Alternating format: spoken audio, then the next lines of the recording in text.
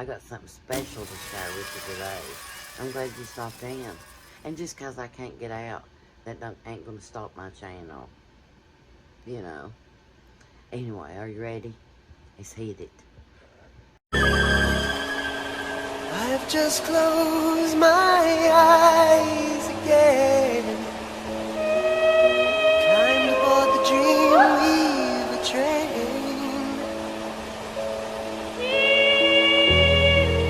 trying to take away my worries of today and leave tomorrow behind. Hey guys, thanks for stopping into my channel. I've kind of been under the weather, so I kind of have to stay still indoors. No, it's not Corona, but I should be up and about in a couple of more days. But in the meantime, I wanted to share with you one of my favorite actors. I growed up with this guy, totally. I mean, you can still see him on TV now. He was that amazing. Anyway, I hope you guys are doing good. I love you. And enjoy this little clip I'm going to add, okay? Love ya. See you soon. Donald Don Knotts was born July 21st, 1924 in Morgantown, West Virginia. Knotts' father suffered from hysterical blindness and a nervous collapse before Don was born, and only left his bed thereafter during brief moments when he would terrorize his young son with a knife. In many ways, it was a blessing for the 13-year-old Knotts when his father passed away. Raised during the Depression, Knotts' mother took in boarders to make ends meet. He found a father figure in his older brother, Shadow. Tragically, Shadow succumbed to asthma in 1941. As a young preteen, Knotts took up ventriloquism and started performing around town. I had become a ventriloquist when I was in junior high school. Somebody asked me to come to a party and entertain, and I did. They took up the collection. I got almost $1 and change. I thought, oh, I'm on my way. After graduating from high school, the popular boy left West Virginia to seek fame in the Big Apple, but returned home a few months later. From there, Knotts joined the U.S. Army, where he and his dummy, Danny, entertained the troops as part of a GI variety show called Stars and Gripes. However, after growing jealous of the attention Danny received, Knotts gave him the heave-ho. And one night I left Danny on a beach when we left and reported him missing in action. Upon leaving the Army in 1948, Knotts went to college, where he met and married his first wife, Kay Metz, with whom he would go on to have 2 children before divorcing in 1969. Soon after graduating college, Knotts decided to give New York City one more try. He rang up an Army buddy who helped secure him a deal with talent agency William Morris. And he began starring on radio programs and a small role on a soap opera.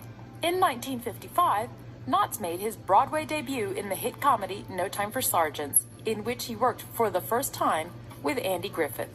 The two got along grandly and would become lifelong friends. I didn't know who he was.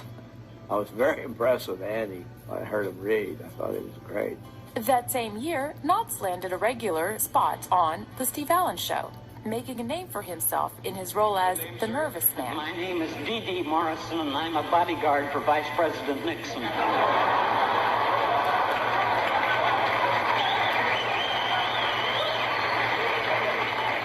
it's nice to have you here, Mr. D.D. But by the way, what's the D.D. for?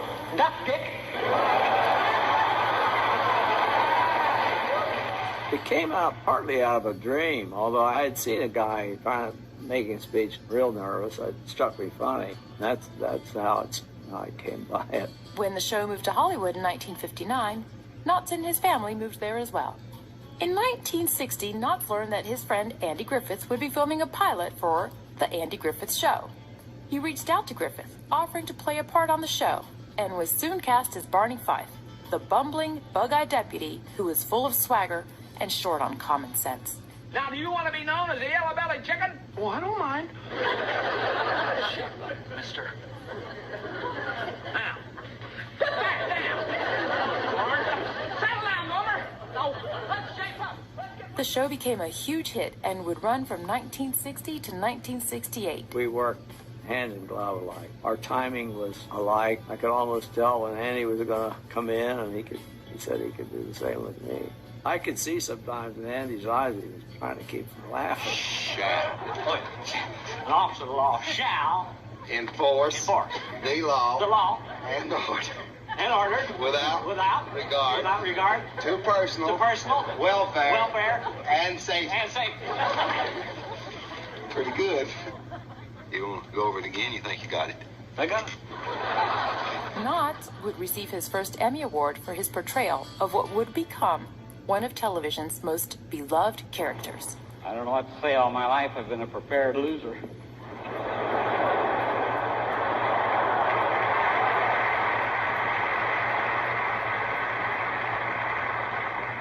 I do want to say a very sincere thanks to the Academy and to the members of the entire Griffith Company, and particularly to a very, very wonderful man, Andy Griffith himself. Thank you, ladies and gentlemen. Due to the success of the show, Knotts began receiving offers to act in films.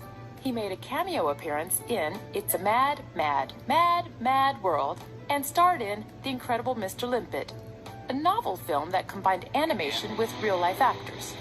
More than anything, I wish I could be one of you right now. I wish I were a fish. In 1965, believing the Andy Griffith Show was coming to an end, Knotts decided to leave and dedicate himself to motion pictures. I left because Andy had said he would never do the show longer than 5 years. And during the 5th season, I thought, geez, I better start looking around. And I wound up getting an offer from Universal to do movies. And then Andy suddenly said he was going to stay on another 2 or 3 years. It was a tough time for me because I enjoyed the Griffith Show so much that I hated to leave. While he made his official exit that year, he would return on occasion for special guest appearances and even win 2 more Emmy Awards. In 1975, Knotts teamed up with Tim Conway to star in a series of successful children's films about a gang of inept cowboys. Why didn't you tell me my rear end was on fire? Well, you told me not to do anything to attract attention. Okay.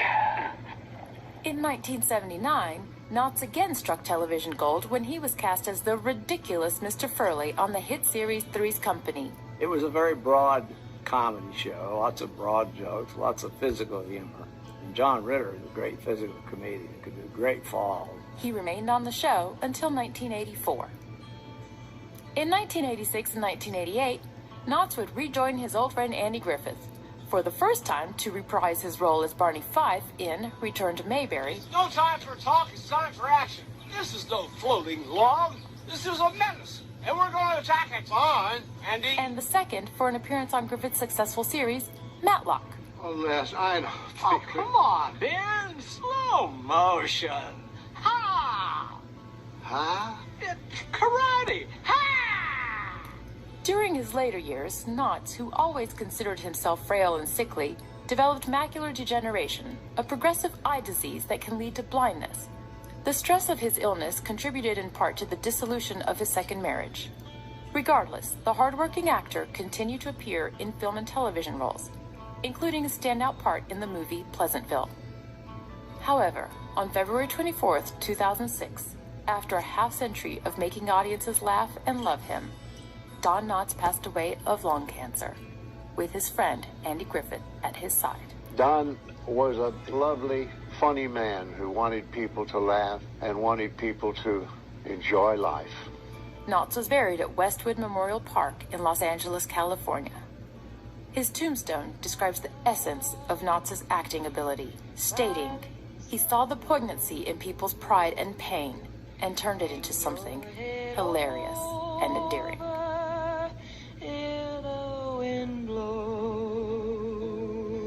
Give my heart ease, dear. Give my heart ease. Throw your arms round me. Give my heart ease. Angels in heaven know I love you. Know I love you.